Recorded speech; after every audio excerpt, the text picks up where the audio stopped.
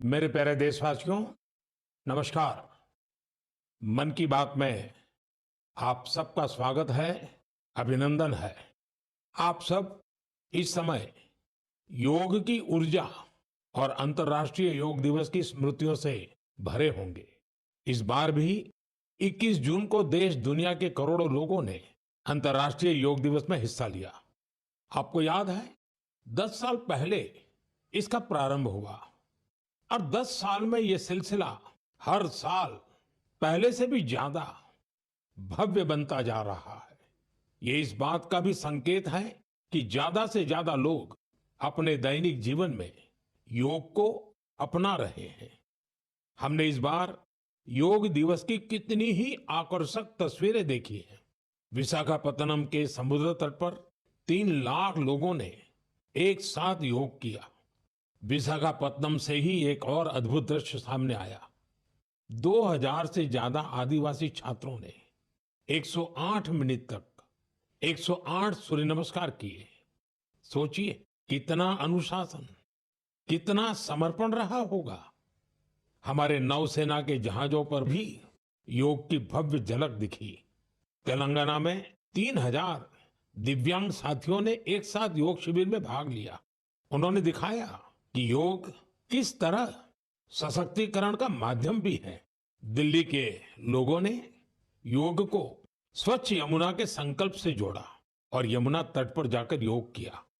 जम्मू कश्मीर में चिनाब ब्रिज, जो दुनिया का सबसे ऊंचा रेलवे ब्रिज है, वहां भी लोगों ने योग किया। हिमालय की बर्फीली चोटियां और आईटीबीपी के जवान, वहां भी योग दिखा। साहस और साधना साथ साथ चले। गुजरात के लोगों ने भी एक नया इतिहास रचा। वडनगर में 2121 लोगों ने एक साथ भुजंगासन किया और नया रिकॉर्ड बना दिया। न्यूयॉर्क, लंदन, टोक्यो, पेरिस, दुनिया के हर बड़े शहर से योग की तस्वीरें आई और हर तस्वीर में एक बात खास रही: शांति, स्थिरता और संतुलन। इस बार की थीम भी बहुत विशेष थी। Yoga for one earth one health, यानी एक पृथ्वी एक स्वास्थ्य। ये सिर्फ एक नारा नहीं है, एक दिशा है जो हमें वसुधैव कुटुंबकम का एहसास कराती है। मुझे विश्वास है इस बार के योग दिवस की भव्यता ज्यादा से ज्यादा लोगों को योग को अपनाने के लिए जरूर प्रेरित करेगी। मेरे प्यारे देशवासियों, जब कोई तीर्थ यात्रा पर निकलता है तो एक ही भाव सबसे पहले मन में आता है: चलो, बुलावा आया है। यही भाव हमारे धार्मिक यात्राओं की आत्मा है। ये यात्राएं शरीर के अनुशासन का, मन की शुद्धि का, आपसी प्रेम और भाईचारे का, प्रभु से जुड़ने का माध्यम है। इनके अलावा इन यात्राओं का एक और बड़ा पक्ष होता है। ये धार्मिक यात्राएं सेवा के अवसरों का एक महाअनुष्ठान भी होती हैं। जब कोई भी यात्रा होती है तो जितने लोग यात्रा पर जाते हैं, उससे ज्यादा लोग तीर्थ यात्रियों की सेवा के काम में जुटते हैं। जगह जगह भंडारे और लंगर लगते हैं। लोग सड़कों के किनारे प्याऊ लगवाते हैं। सेवा भाव से ही मेडिकल कैंप और सुविधाओं की व्यवस्था की जाती है। कितने ही लोग अपने खर्च से तीर्थ यात्रियों के लिए धर्मशालाओं की और रहने की व्यवस्था करते हैं। साथियों, लंबे समय के बाद कैलाश मानसरोवर यात्रा का फिर से शुभारंभ हुआ है। कैलाश मानसरोवर यानी भगवान शिव का धाम। हिंदू, बौद्ध, जैन, हर परंपरा में कैलाश को श्रद्धा और भक्ति का केंद्र माना गया है। साथियों, 3 जुलाई से पवित्र अमरनाथ यात्रा शुरू होने जा रही है और सावन का पवित्र महीना भी कुछ ही दिन दूर है। अभी कुछ दिन पहले हमने भगवान जगन्नाथ जी की रथ यात्रा भी देखी है। उड़ीसा हो, गुजरात हो या देश का कोई और कोना, लाखों श्रद्धालु इस यात्रा में शामिल होते हैं। उत्तर से दक्षिण, पूरब से पश्चिम, ये यात्राएं एक भारत श्रेष्ठ भारत के भाव का प्रतिबिंब है। जब हम श्रद्धा भाव से, पूरे समर्पण से और पूरे अनुशासन से अपनी धार्मिक यात्रा संपन्न करते हैं तो उसका फल भी मिलता है। मैं यात्राओं पर जा रहे सभी सौभाग्यशाली श्रद्धालुओं को अपनी शुभकामनाएं देता हूं। जो लोग सेवा भावना से इन यात्राओं को सफल और सुरक्षित बनाने में जुटे हैं, उन्हें भी साधुवाद देता हूं। मेरे प्यारे देशवासियों, अब मैं आपको देश की दो ऐसी उपलब्धियों के बारे में बताना चाहता हूं जो आपको गर्व से भर देंगी। इन उपलब्धियों की चर्चा वैश्विक संस्थाएं कर रही हैं। WHO यानी विश्व स्वास्थ्य संगठन और ILO यानी इंटरनेशनल लेबर ऑर्गेनाइजेशन ने देश की इन उपलब्धियों की भरपूर सराहना की है। पहली उपलब्धि तो हमारे स्वास्थ्य से जुड़ी है। आप में से बहुत से लोगों ने आंखों की एक बीमारी के बारे में सुना होगा, ट्रैकोमा। ये बीमारी बैक्टीरिया से फैलती है। एक समय था जब ये बीमारी देश के कई हिस्सों में आम थी। ध्यान नहीं दिया जाए तो इस बीमारी से धीरे धीरे आंखों की रोशनी तक चली जाती थी। हमने संकल्प लिया कि ट्रैकोमा को जड़ से खत्म करेंगे और मुझे आपको ये बताते हुए बहुत खुशी है कि विश्व स्वास्थ्य संगठन यानी WHO ने भारत को ट्रैकोमा फ्री घोषित कर दिया है। अब भारत ट्रैकोमा मुक्त देश बन चुका है। ये उन लाखों लोगों की मेहनत का फल है जिन्होंने बिना थके, बिना रुके इस बीमारी से लड़ाई लड़ी। ये सफलता हमारे हेल्थ वर्कर्स की है। स्वच्छ भारत अभियान से भी इसे मिटाने में बड़ी मदद मिली। जल जीवन मिशन का भी इस सफलता में बड़ा योगदान रहा। आज जब घर घर नल से साफ पानी पहुंच रहा है तो ऐसी बीमारियों का खतरा कम हो गया है। विश्व स्वास्थ्य संगठन WHO ने भी इस बात की सराहना की है कि भारत ने बीमारी से निपटने के साथ साथ उसके मूल कारणों को भी दूर किया है। साथियों, आज भारत में ज्यादातर आबादी किसी न किसी सोशल प्रोटेक्शन बेनिफिट का फायदा उठा रही है और अभी हाल ही में इंटरनेशनल लेबर ऑर्गेनाइजेशन ILO की बड़ी अहम रिपोर्ट आई है। इस रिपोर्ट में कहा गया है कि भारत की 64%, 64% से ज्यादा आबादी को अब कोई न कोई सोशल प्रोटेक्शन बेनिफिट जरूर मिल रहा है। सामाजिक सुरक्षा ये दुनिया की सबसे बड़ी कवरेज में से एक है। आज देश के लगभग 95 करोड़ 95 करोड़ लोग किसी ना किसी सोशल सिक्योरिटी योजना का लाभ पा रहे हैं, जबकि 2015 तक 25 करोड़ से भी कम लोगों तक सरकारी योजनाएं पहुंच पाती थी। साथियों, भारत में स्वास्थ्य से लेकर सामाजिक सुरक्षा तक हर क्षेत्र में देश सैचुरेशन की भावना से आगे बढ़ रहा है। ये सामाजिक न्याय की भी उत्तम तस्वीर है। इन सफलताओं ने एक विश्वास जगाया है कि आने वाला समय और बेहतर होगा। हर कदम पर भारत और भी सशक्त होगा। मेरे प्यारे देशवासियों, जन भागीदारी की शक्ति से बड़े बड़े संकटों का मुकाबला किया जा सकता है। मैं आपको एक ऑडियो सुनाता हूं। इस ऑडियो में आपको उस संकट की भयावहता का अंदाजा लगेगा। वो संकट कितना बड़ा था, पहले वो सुनिए, समझिए। आखिर ये जो जुल्म हुआ 2 साल तक, जुल्म तो 5-7 साल से शुरू हो गया था, मगर वो शिखर पर पहुंच गया है 2 साल में, जब इमरजेंसी लोगों पर ठोक दी और अमानुषी बर्ताव लोगों के साथ किया गया। लोगों के स्वतंत्रता के हक छीन लिए गए, अखबारों को कोई स्वतंत्रता न रही, न्यायालय बिल्कुल निर्बल बना दिए गए और जिस ढंग से 1 लाख से ज्यादा लोगों को जेल में बंद कर दिए और फिर अपने मनमानी राज की ओर से होती रही, उसकी मिसाल दुनिया के इतिहास में भी मिलना मुश्किल है। साथियों, ये आवाज देश के पूर्व प्रधानमंत्री श्रीमान मोरारजी भाई देसाई की है। उन्होंने संक्षेप में लेकिन बहुत ही स्पष्ट तरीके से इमरजेंसी के बारे में बताया। आप कल्पना कर सकते हैं वो दौर कैसा था। इमरजेंसी लगाने वालों ने ना सिर्फ हमारे संविधान की हत्या की, बल्कि उनका इरादा न्यायपालिका को भी अपना गुलाम बनाए रखने का था। इस दौरान लोगों को बड़े पैमाने पर प्रताड़ित किया गया था।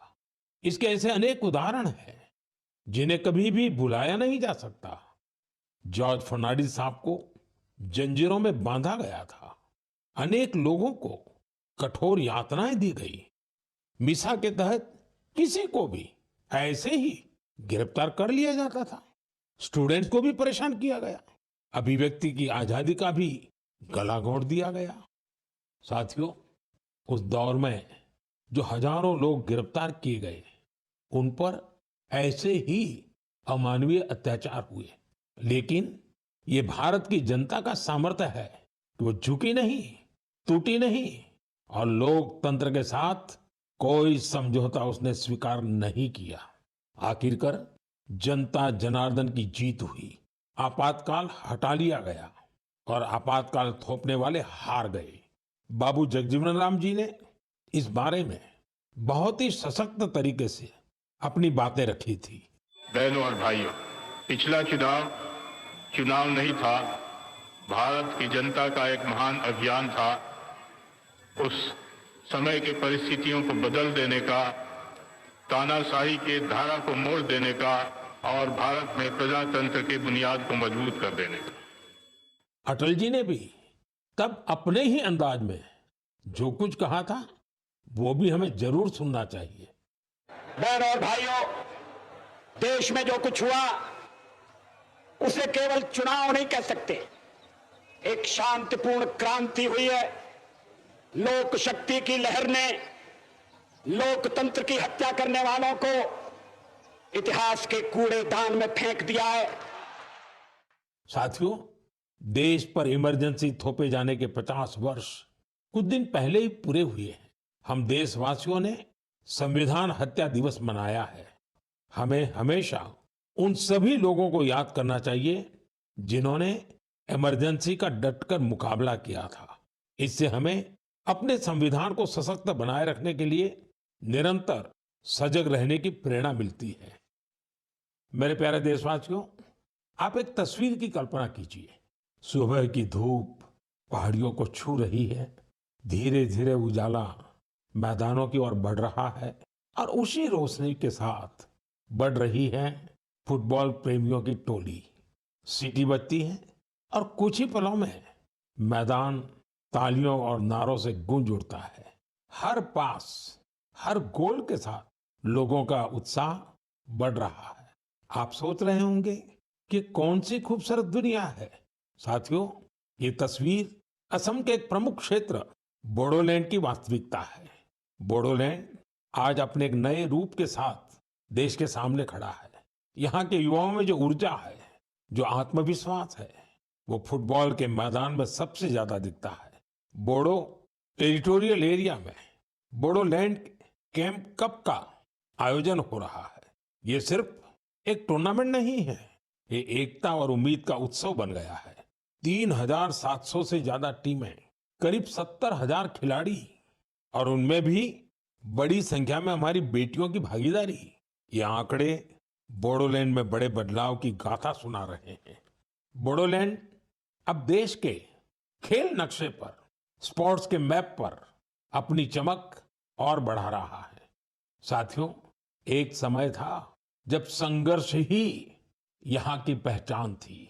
तब यहाँ के युवाओं के लिए रास्ते सीमित थे, लेकिन आज उनकी आंखों में नए सपने हैं और दिलों में आत्मनिर्भरता का हौसला है। यहाँ से निकले फुटबॉल खिलाड़ी अब बड़े स्तर पर अपनी पहचान बना रहे हैं। हालीचरण नारजारी, दुर्गा बोरो, अपूर्वा नारजारी, मनबीर बसुमतारी, ये सिर्फ फुटबॉल खिलाड़ियों के नाम नहीं है। ये उस नई पीढ़ी की पहचान है जिन्होंने बोडोलैंड को मैदान से राष्ट्रीय मंच तक पहुंचाया। इनमें से कई ने सीमित संसाधनों में अभ्यास किया, कई ने कठिन परिस्थितियों में अपने रास्ते बनाए और आज इनका नाम लेकर देश के कितने ही नन्हे बच्चे अपने सपनों की शुरुआत करते हैं। साथियों, अगर हमें अपने सामर्थ्य का विस्तार करना है तो सबसे पहले हमें अपनी फिटनेस और वेलबीइंग पर ध्यान देना होगा। वैसे साथियों, फिटनेस के लिए, ओबेसिटी कम करने के लिए मेरा एक सुझाव आपको याद है ना? खाने में 10% तेल कम करो, मोटापा घटाओ। जब आप फिट होंगे तो जीवन में और ज्यादा सुपर हिट होंगे। मेरे प्यारे देशवासियों, हमारा भारत जिस तरह अपनी क्षेत्रीय, भाषाई और सांस्कृतिक विविधता के लिए जाना जाता है, उसी तरह कला, शिल्प और कौशल की विविधता भी हमारे देश की एक बड़ी खूबी है। आप जिस क्षेत्र में जाएंगे, वहां की कुछ न कुछ खास और लोकल चीज के बारे में आपको पता चलेगा। हम अक्सर मन की बात में देश के ऐसे यूनिक प्रोडक्ट्स के बारे में बात करते हैं। ऐसा ही एक प्रोडक्ट है मेघालय का एरी सिल्क। इसे कुछ दिन पहले ही जीआई टैग मिला है। एरी सिल्क मेघालय के लिए एक धरोहर की तरह है। यहाँ की जनजातियों ने, खासकर खासी समाज के लोगों ने पीढ़ियों से इसे सहेजा भी है और अपने कौशल से समृद्ध भी किया है। इस सिल्क की कई ऐसी खूबियां हैं जो इसे बाकी फैब्रिक से अलग बनाती है। इसकी सबसे खास बात है इसे बनाने का तरीका। इस सिल्क को जो रेशम के कीड़े बनाते हैं, उसे हासिल करने के लिए कीड़ों को मारा नहीं जाता है, इसलिए इसे अहिंसा सिल्क भी कहते हैं। आजकल दुनिया में ऐसे प्रोडक्ट्स की डिमांड तेजी से बढ़ रही है जिनमें हिंसा न हो और प्रकृति पर उनका कोई दुष्प्रभाव न पड़े। इसलिए मेघालय का एरी सिल्क ग्लोबल मार्केट के लिए एक परफेक्ट प्रोडक्ट है। इसकी एक और खास बात है, ये सिल्क सर्दी में गर्म करता है और गर्मियों में ठंडक देता है। इसकी एक खूबी इसे ज्यादातर जगहों के लिए अनुकूल बना देती है। मेघालय की महिलाएं अब सेल्फ हेल्प ग्रुप के जरिए अपनी इस धरोहर को और बड़े स्केल पर आगे बढ़ा रही हैं। मैं मेघालय के लोगों को एरी सिल्क को जीआई टैग मिलने पर बधाई देता हूं। मैं आप सबसे भी अपील करूंगा, आप भी एरी सिल्क से बने कपड़ों को जरूर ट्राई करें। और हाँ, khadi, handloom, handicraft, vocal for local, इन्हें भी आपको हमेशा याद रखना है। ग्राहक भारत में बने प्रोडक्ट ही खरीदें और व्यापारी भारत में बने प्रोडक्ट ही बेचें, तो आत्मनिर्भर भारत अभियान को नई ऊर्जा मिलेगी। मेरे प्यारे देशवासियों, विमेन लेड डेवलपमेंट का मंत्र भारत का नया भविष्य गढ़ने के लिए तैयार है। हमारी माताएं, बहनें, बेटियां आज सिर्फ अपने लिए ही नहीं बल्कि पूरे समाज के लिए नई दिशा बना रही हैं। आप तेलंगाना के भद्राचलम की महिलाओं की सफलता के बारे में जानेंगे तो आपको भी अच्छा लगेगा। ये महिलाएं कभी खेतों में मजदूरी करती थी, रोजी रोटी के लिए दिन भर मेहनत करती थी। आज वही महिलाएं मिलेट्स, श्री अन्न से बिस्किट बना रही हैं। भद्रादी मिलेट मैजिक नाम से ये बिस्किट हैदराबाद से लंदन तक जा रहे हैं। भद्राचलम की इन महिलाओं ने सेल्फ हेल्प ग्रुप से जुड़कर ट्रेनिंग ली। साथियों, इन महिलाओं ने एक और सराहनीय काम किया है। इन्होंने गिरी सैनिटरी पैड्स बनाना शुरू किया। सिर्फ 3 महीने में 40,000 पैड्स तैयार किए और उन्हें स्कूलों और आसपास के ऑफिसों में पहुंचाया, वो भी बहुत ही सस्ती कीमत पर। साथियों, कर्नाटका के कलबुर्गी की महिलाओं की उपलब्धि भी बेहतरीन है। इन्होंने ज्वार की रोटी को एक ब्रांड बना दिया है। इन्होंने जो कोऑपरेटिव बनाई है, उसमें हर रोज 3,000 से ज्यादा रोटियां बन रही हैं। इन रोटियों की खुशबू अब सिर्फ गांव तक सीमित नहीं है। बेंगलुरु में स्पेशल काउंटर खुल चुका है। ऑनलाइन फूड प्लेटफॉर्म पर ऑर्डर आ रहे हैं। कलबुर्गी की रोटी अब बड़े शहरों के किचन तक पहुंच रही है। इसका बहुत शानदार असर इन महिलाओं पर पड़ा है। उनकी आय बढ़ रही है। साथियों, अलग अलग राज्यों की इन गाथाओं में अलग अलग चेहरे हैं, लेकिन उनकी चमक एक जैसी है। ये चमक है आत्मविश्वास की, आत्मनिर्भरता की। ऐसा ही एक चेहरा है मध्य प्रदेश की सुमा उइके। सुमा जी का प्रयास बहुत सराहनीय है। उन्होंने बालाघाट जिले के कटंगी ब्लॉक में सेल्फ हेल्प ग्रुप से जुड़कर मशरूम की खेती और पशुपालन की ट्रेनिंग ली। इससे उन्हें आत्मनिर्भरता की राह मिल गई। सुमा उके की आय बढ़ी तो उन्होंने अपने काम का विस्तार भी किया। छोटे से प्रयास से शुरू हुआ ये सफर अब दीदी कैंटीन और थर्मल थेरेपी सेंटर तक पहुंच चुका है। देश के कोने कोने में ऐसी ही अनगिनत महिलाएं अपना और देश का भाग्य बदल रही हैं। मेरे प्यारे देशवासियों, पिछले दिनों मुझे वियतनाम के बहुत से लोगों ने विभिन्न माध्यमों से अपने संदेश भेजे। इन संदेशों की हर पंक्ति में श्रद्धा थी, आत्मीयता थी। उनकी भावनाएं मन को छूने वाली थी।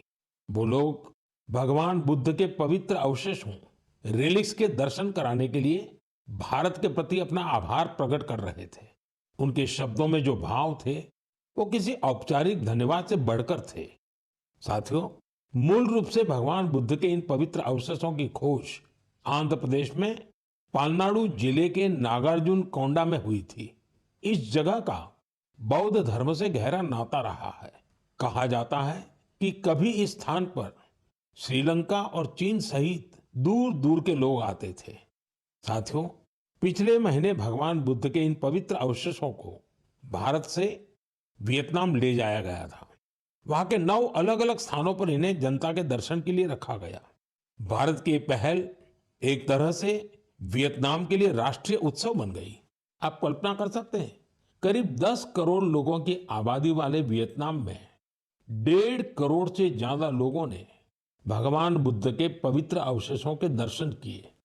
सोशल मीडिया पर जो तस्वीरें और वीडियो मैंने देखे, उन्होंने ये एहसास कराया कि श्रद्धा की कोई सीमा नहीं होती।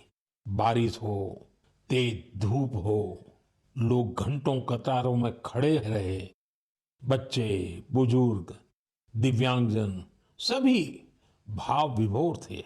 वियतनाम के राष्ट्रपति, उप प्रधानमंत्री, वरिष्ठ मंत्री, हर कोई नतमस्तक था। इस यात्रा के प्रति वहां के लोगों में सम्मान का भाव इतना गहरा था कि वियतनाम सरकार ने इसे 12 दिन के लिए और आगे बढ़ाने का आग्रह किया था और इसे भारत ने सहर्ष स्वीकार कर लिया। साथियों, भगवान बुद्ध के विचारों में वो शक्ति है जो देशों, संस्कृतियों और लोगों को एक सूत्र में बांधती है। इससे पहले भगवान बुद्ध के पवित्र अवशेष थाईलैंड और मंगोलिया ले जाए गए थे और वहां भी श्रद्धा का यही भाव देखा गया।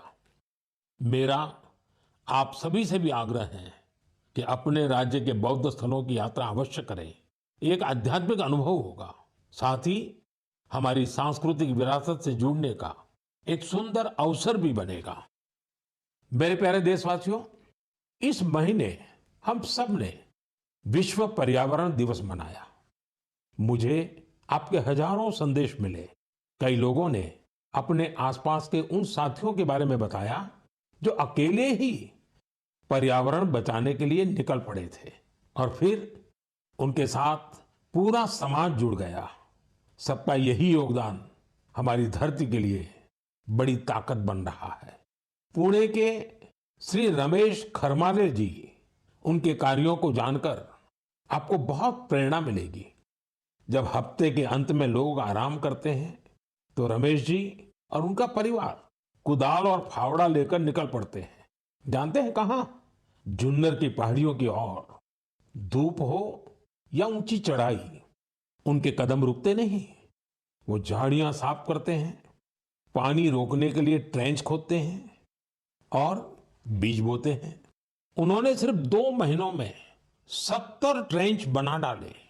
रमेश जी ने कई सारे छोटे तालाब बनाए हैं, सैकड़ों पेड़ लगाए हैं।